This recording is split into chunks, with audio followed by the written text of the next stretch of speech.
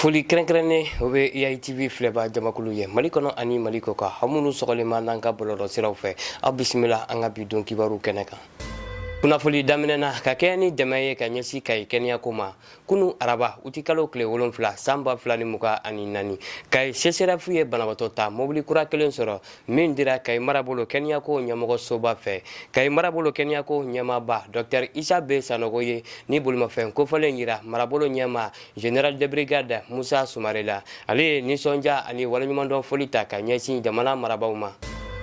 Amtani jamana kokanko kiberaw ye Nigeria jamana kono Nigeria lakanabaw ye Pologne jamanaden ma 7 mina kalanden 6 ani karamɔgɔ 1 ka danka ko u ye Russie drapeau kɔrɔta nisɔngoya taama dɔ senfɛ Nigeria jamana kono tɛnɛndo min kun dabɔlen bɛ ka ɲɛsin jamana ɲɛmaw ma sɔrɔko gɛlɛya la ni lase kɛra kunu araba uti kalo tile 7 san 2024 Nigeria ani Pologne ɲɛmaw fɛ.